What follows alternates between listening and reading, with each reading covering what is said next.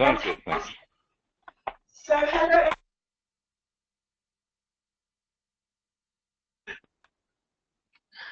Hello everyone, and welcome to the Automotive Cybersecurity Trends and Threats in 2017 webinar. And we have here with us Kevin O'Sullivan. Kevin leads the IT audit and cybersecurity practice on the East Coast. He has been a partner at Crowe since 2007 and has over 25 years of experience in general management, IT audit, IT security, and consulting for several middle to large companies in his career. I will now hand it over to Kevin, who will go ahead and introduce his respective presentation. Just to remind you also that please feel free to send in any questions to the right of your screen. And we'll be able to take a little bit of time after the presentation is given to these respective questions. And thank you again, Kevin. Please do begin. Okay. Good afternoon, everybody. This is Kevin O'Sullivan here. Again, as you mentioned, I'm a principal at Crowe. Ran about the first 10 years of my career were spent in manufacturing, where I ran 3 different plants, and the last 15 years in IT audit and cybersecurity. So I've got certifications, CISSP, CISA, and QSA. So what I'm going to talk about is cybersecurity world and how it's evolved over the last, maybe 10 years. And when I look at, from the automotive industry, and look at internal threats that most companies have that are maybe, generic, germane to different companies on the internal side of your internal systems, and also, hey, some of the cybersecurity threats you might have on the product side too that are coming out with Internet of Things, et cetera. So if you look at it, this is kind of the cybersecurity world 10 years ago. Hey, it's great. We're going to control our systems. We're going to secure our systems, but really not a lot of risk. And if you think about it now, the world today, it's more of like a rabid dog. I mean, if you have crown jewels within your organization, data and assets that people want to get, they're going to try and get them from you. So you have to make sure you have a robust security program in place to protect yourself. So if you look at it, this is the Verizon 2016 data breach report, and they talked about mainly on the rise over the last 10 years. The biggest one is hacking, the blue area, and then malware right behind it. And if you look at the third one, is kind of social engineering, which is, hey, where we're trying to misrepresent yourself to gain credentials of an organization so that you can get into domain access and really do some damage in there. So we're seeing a lot more threats over the last 10 years, last 8 years really accelerated. So so it's very important to make sure you have a robust security program. Okay, and again, who's behind the breaches? Obviously 75% of them are perpetrated by outsiders, and 25% are internal actors. That's why you have to have a two-pronged program to make sure you're protecting your perimeter of your network or your data, but also inside, make sure you have a good DLP or data loss prevention program to make sure that who has the data inside and who's using it, to make sure they're not sending it out to a competitor for for some kind of a corporate espionage. All right. With tactics, obviously 62% was hacking, and then half of breaches included malware on the right side, and 80% of them were hacking-related breaches, but they leveraged stolen or weak passwords, where they did a phishing attempt and maybe gained credentials of the organization and were able to kind of hack the organization using those credentials they stole. Or if your employees had weak passwords, they were able to brute force and attack those passwords. Okay. So the victims, obviously, 24% were financial organizations, 15% were healthcare, public sector, and then the retail and accommodation. I mean, you see some manufacturers on there, and what I've seen over the last probably 10 years is probably the financial institutions probably have the most robust security systems because they're regulated, and they also have more crown jewels than you might have, more personal information, so the risk is higher. Healthcare organizations also is a very risky area where people are stealing, healthcare credentials, whether it's insurance information or identities to go into the hospital and get care. By the time that cycle's done and you get the bill for somebody who stole your identity, it's too late to do anything about it. So we're seeing that.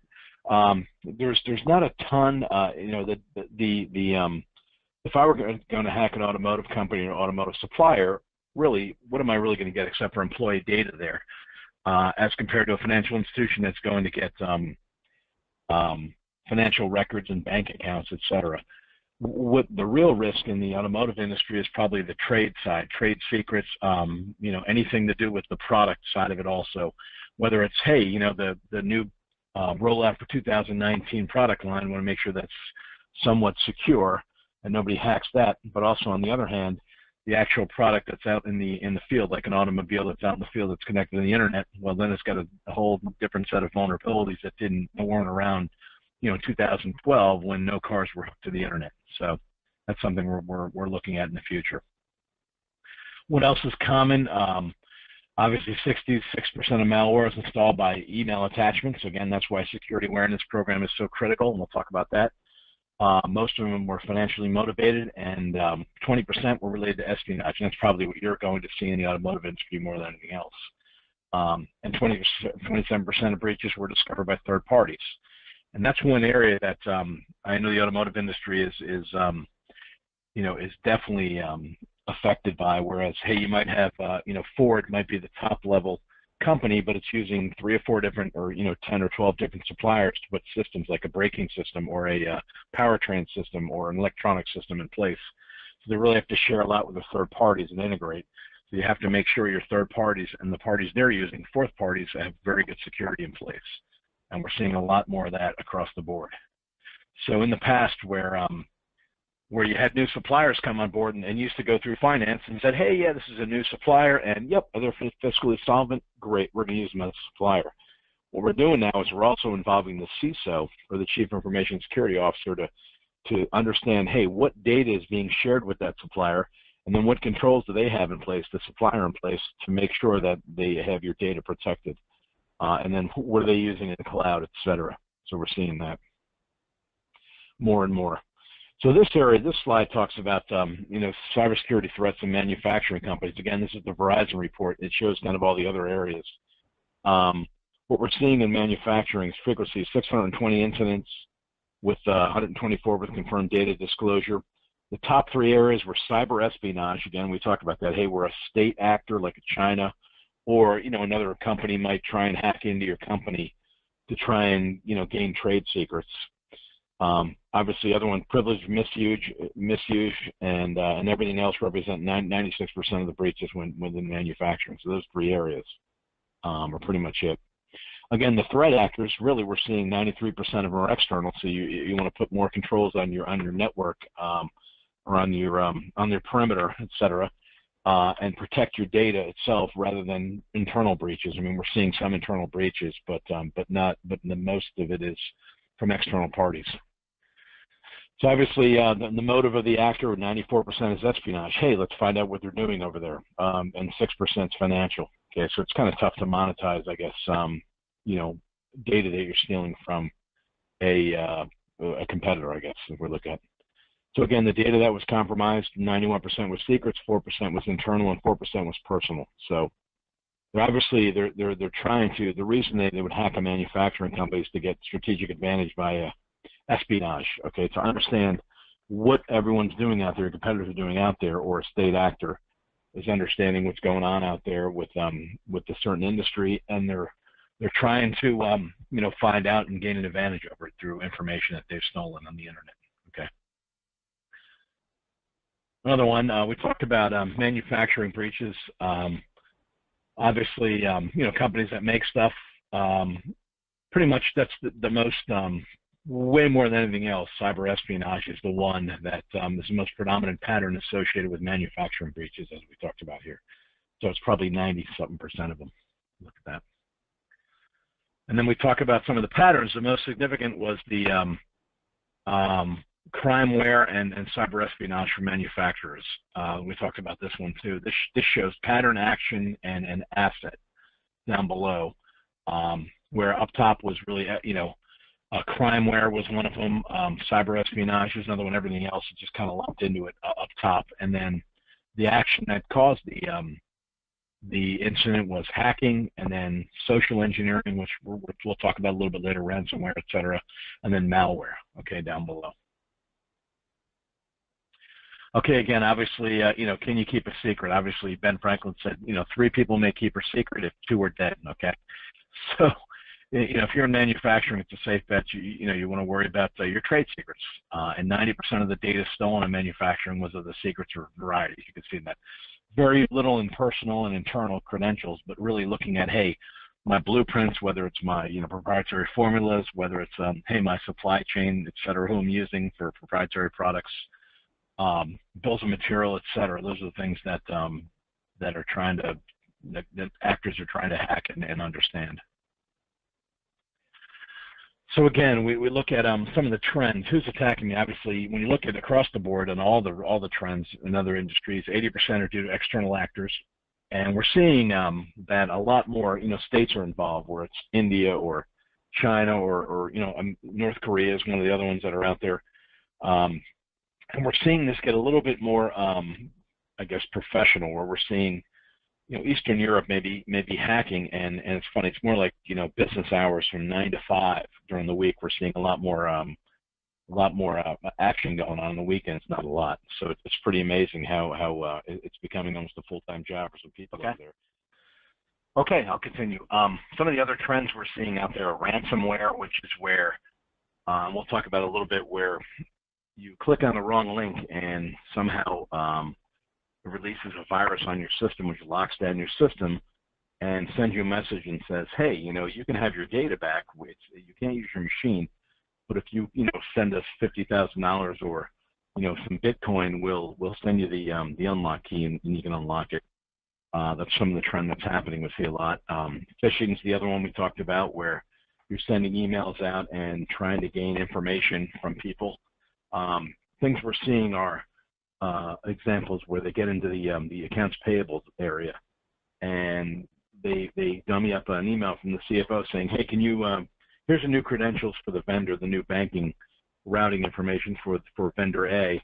Please set that up, and then next time we pay him, you send that to the banking information, and it turns out to be the a false account, and people are diverting money that way. So we're seeing that happening. Other trends, Internet of Things, we're going to talk about. Pretty much everything's attached to the Internet. Cloud computing, hey, where is the data when it's out there? We have to make sure it's protected. And then mobility, which is, a lot of things where we're looking at, everything's in an app or in a handheld. Even I've seen a lot of the automotive companies out there have an app, whether it's for maintenance or maybe to hook into your entertainment system or media system going forward. So if we talk about general threats for all companies, one thing you want to find out is you want to say, what are my crown jewels in the organization? In a bank, crown jewels, financial information, hey, bank accounts, etc. But every organization is going to have some of this personally identifiable data within an organization, employee information. You're going to have PHI, personally identifiable health information, and employee or customer information too. You might have. You're looking at vulnerability detection. You want to make sure that, hey, if you have vulnerabilities in your organization, you want to detect them, and you want to have a robust patch management process so that you're patching your systems. There was one threat that came out a few months ago. I think it was the WannaCry virus that was out there, and apparently, if everyone patched their system, it wouldn't have been an issue because Microsoft released a patch to cover it, but people were behind in their patching, and therefore the WannaCry virus affected them greatly. If people patched their system or companies patched their systems, it wouldn't have been an issue. Okay. And then the other one I just mentioned, the payment workstream, procure to pay process. Make sure you have very tight controls around who can change the vendor master, any kind of banking or routing information. Make sure you get a verbal or a confirmation, a definite confirmation back from a vendor. Person is giving you the right information. And then payment of vendors also, there's positive controls there. And then wire transfers. Make sure that, hey, the person in AP, isn't going to react on an email from the CFO to say, pay this person, $1 million. They'll say, okay, wait a minute, that's kind of outside the ordinary. Let's confirm that that's the correct thing to do, but by a phone call or via, a positive email back to them. Not an email, but a phone call, so you absolutely know that when something unusual happens, it's approved. So hopefully the people in the AP department are a little more leery than other areas, and they have very good controls in place. Then one of the other areas is security awareness for all employees. And this is this is absolutely critical because they say loose lips sink ships, back in World War II. It's the same thing here. You want to make sure everyone in the organization knows that security is absolutely critical for every person in the organization. It's everyone's responsibility, not just IT. So we want to make sure that that we put training in place. There's some software out there, KnowBe4 or PhishMe, where you can put simulated phishing attacks in, and if a person clicks on the wrong link and hits the phishing attack, it takes into an error and says, okay, hey, just so you know, if this was a real attack, you would have exposed the company, and here's some training you need to take so you understand, what to look for when you see a phishing email come across, so you can understand it. So some of the unique threats to the automotive, like an internal operation, are shop floor controls, shop floor automation controls. You want to make sure that, hey, if you have control network on your shop floor, it's segregated from the internet, okay, segmented from the internet to make sure that nobody from the outside can hack into it and take control of it from the outside. Then the other areas are proprietary product information, blueprints, formulas, supplier agreements, bills of material. You want to absolutely make sure that that's under, very good, very, very robust security controls. In fact, that's probably where you should spend a lot of your security, infrastructure spend in that area, because as we mentioned earlier in the webcast, 90-some% of it is that's what they're looking for, this proprietary product information when they start hacking, your site. And then also, unique threat supply chain risk, third and fourth party risk in supply chain. I mean, a lot of the companies are running so lean on, just in time and really, making sure that, hey, they have such little inventory in place that, hey, if you do have a shortage of inventory, of a miscommunication with a supplier, you could shut a whole plant down and costing, lots of money. So you want to make sure your supply chain is very tight and the controls around that is very tight also. So other unique threats to automotive, which weren't around about 5 or 6 years ago, are product. Okay, controls are electronic. All right, we're seeing obviously the car has evolved to more of a computer controlling a lot of the systems in place, and now we're introducing the the attachment to the internet. Okay, so if you have an internet for the car, and it's really just for me to use, that's great. Make sure that is segmented properly so you can't jump over that and take control of the car. And I know one of those conferences, DEF CON or Black Hat, they proved that they did hack an SUV and took over the controls of it a few years ago. So that's one risk. Another one is self-driving automobiles. Obviously, they're attached to sensors and the internet, to Google Maps or whatever it is. If it's externally hacked, it can get control of the automobile. We also have more feedback sensors on the roadways to react to. So obviously, this is a big area of vulnerability for automotive companies where if something happens where, hey, you can control the accelerator and you can make the car go out of control, which is a bit bad news. And then also we talked about supply chain, but this is another area for product. Supply chain collaboration, you're really collaborating with your systems, whether it's powertrain or electronic or anti-lock brake system, whatever.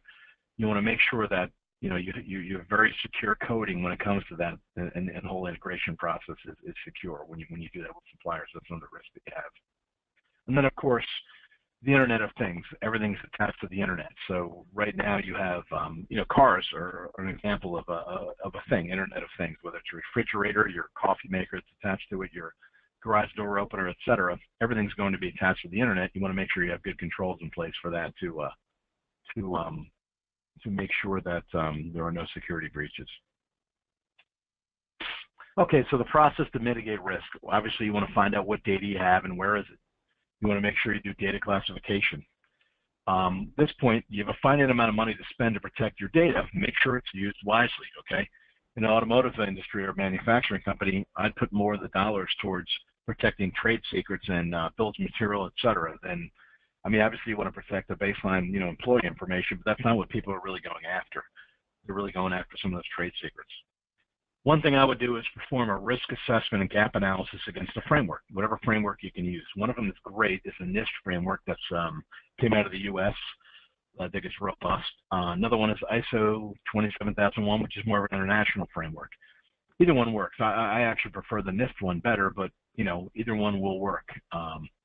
And what you want to do is make sure you look at it, you find out where your gaps are in that framework, you understand your control deficiencies, And then you develop a, a good risk and control framework in place. Hey, here's my risks. I'm going to make sure I know what those controls are, okay? And again, we mentioned putting controls in place to mitigate the risk, whether it's internal, external, or employee awareness is critical to that. One thing I want to mention is you want to develop an incident response process and test it, okay? So it's not a matter of if you get breached, it's a matter of when you get breached. So you want to be able to mitigate that risk, that breach, and make sure that, the least happens to your company possible. So you have a good, robust, strong incident response program, but the only way to make sure it works is to test it so that everybody knows, what their role is going forward, whether it's legal, communications, or, manufacturing or engineering, et cetera. Here's just an overview of the NIST framework. It's got 5 areas: identify, protect, detect, respond, and recover. And again, you can grab that on the internet. It's a great framework. I think it's probably one of the best ones out there. And then some of the hot topics you want to make sure you understand is, what's the organizational strategy for information security? How involved is management in the strategy, and what level of risk are we willing to accept, okay? It should be absolutely at the board of directors and C-level that understands that's involved with the information security strategy. And then, we can't expect to prevent all breaches, so where do we focus? Detective controls, so we identify breaches. Data protection, hey, I know where my data is, how difficult it is to get it out of the organization. Like I mentioned, incident response, hey, I need to test that plan. And then data loss prevention, what methods are available for an attacker to get data out of the organization, and what do I need to do to make sure that make it very difficult for that to happen. And so those are the areas you want to focus on. Here's just a quick example of spear phishing, that we can look at later. It just gives you an idea where they're trying to, the whole idea around spear phishing is to be able to gain credentials from somebody. So they try and send an email that looks kind of real. So, but we don't need to go through this in detail. It's just, I'm sure you've seen them out there. And then ransomware, we talked about this. This is where the form of malware that targets human and technical weaknesses in an organizational to deny the availability. So it's denying critical data for you. So what you should do is make sure you have a very strong backup and recovery area. So if you get ransomware on a computer and it's backed up, great. You can just go back. Instead of paying the ransom, you can restore the computer back to before when the ransomware hit you, and you should be in good shape. So that's critical to make sure you have a good backup recovery area. Here's kind of the idea of an attack flow for ransomware. We don't need to go in this in detail because I know we're a little short on time, but it kind of shows you, hey, the way actors kind of get into the organization to get ransomware going. And then here's some of the things we should be looking at: email content filtering, security awareness. As I mentioned, endpoints, data backups, and incident response are critical things to respond to ransomware that's out there. Okay. This just talks about IoT adoption in the Internet of Things will increase in both speed and scope and will impact all sectors of our society. Okay. And again, this is just some definitions. A network of dedicated physical objects contain embedded technology to communicate with the external environment. And some of the trends we're seeing, top area to IoT success is security concerns. What we see, they said there's an install base in 2015 of 4.9 billion endpoints, and by 2020 that'll quadruple to 20.4 billion endpoints that are in there. So good controls and security around that is absolutely critical. Some of the challenges we have are in the amount of information being transmitted, the amount of devices connected to the network. We're also seeing it's a larger attack surface. We're seeing, real-world IoT attacks are going to hit the mainstream, causing business disruptions, espionage and fraud, and financial waste and safety issues. So that's one of the things that we're seeing that's on the horizon for IoT security. So what you want to make sure is, when you roll out your IoT, whether it's, hey, with an automotive company, you might be, looking at sensors within one of your manufacturing facility, or saying, hey, the automobile itself is an IoT endpoint. You're getting feedback from that. You want to make sure that you deliberately consider, hey, continuous connectivity is needed, or what the risks are with that, and make intentional connections and practice selective connectivity. If you don't need it connected at all times, don't do it. Okay, you may just need it, once a week for maintenance issues where it throws back some data for you on maintenance of the car instead of being online every single minute of the day. Okay, so with that, I think I kind of ran through the last couple of them a little bit quickly, but I wanted to make sure we ended on time. So at this point, are there any questions that came across, Joe, on the webinar? Hi, Kevin. Thank you so much for taking the time out again for delivering this perspective presentation. And we do have a few questions here to forward to you following what you have been sharing.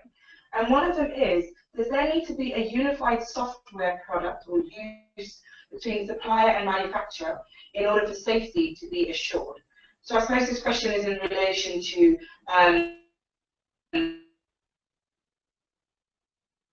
the third-party considerations that you spoke of earlier. Software that is used to ensure that safety is correct between the two parties. So I had a difficult time hearing you. You're saying software between a third party and like a supplier. Is that what you're asking? Is there any software out there that can ensure that? Is that what you're asking? Yes, so will there need to be a unified software? For example, if a steel manufacturer were to be supplying to an OEM, does there need to be one software that is used to ensure safety, or can there be a collaboration between various softwares to ensure risk is kept to a minimum? Yeah, I mean, I understand what you're saying. So is there like a standard out there, like a protocol standard? I mean, I don't know of one that's in case. I mean, obviously there's some out there that share data, like e-commerce type standards that are out there. On the financial side, there are some standards out there. There probably should be some more standards in place between between automotive, like a supplier, program supplier, and an OEM. That will probably evolve over time, but I don't know of anyone right now that's in place. But it is probably going to evolve. There's actually this is called ISAC. I mean, that's one of them. ISACs are like information security, I guess awareness committees where the federal government's saying, look, we want you to share within your industry any kind of problems that are out there. Like the banks have one called ISAC, where they actually go out there and say, hey, here are some attacks that are happening at TD Bank, and they tell Citibank, here, watch out for that one, so they understand what's happening. And I'm sure within that, they have ones for manufacturers also. And I think there is one for automotive. Within that one, they'll probably share and say, hey, what is the protocol we need to put in place to make sure that we're very secure in sharing data with each other. But I don't know one exactly right now. It's just having good controls in place, for security. But like you asked, there really isn't a framework that I know of. And kind of building on that, you mentioned government as an important stakeholder. Do you see this risk assessment activity being led primarily from the private sector or government-driven? Well, I guess what I see, a lot of the highly regulated industries like financial services and healthcare, even like energy industries, power producers, et cetera, are highly regulated, like they have critical infrastructure. And that's kind of when the NIST framework came out around to protect the critical infrastructure. So I see that happening.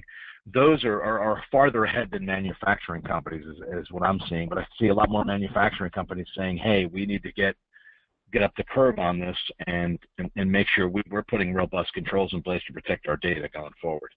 So I think initially it was done by regulation, but now they're saying, hey, it's good business practice. We need to do this and put these frameworks and controls in place to protect our data and then everything. And the key is understanding where your data is and what's the most important data you have and putting your resources around that to protect it. Great. And I guess a final question that we can ask is in relation to this case study that you can share, if not specifically to the automotive, but looking at a respective organization that has possibly effectively implemented these risk assessment tools, looking at the safety of their softwares and looking at their respective crown jewels, as you mentioned before. Are there any case studies that you can possibly share with us of a company that has done this well?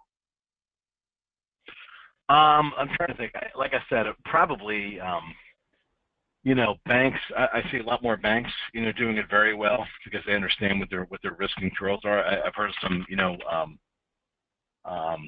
let's see, companies in a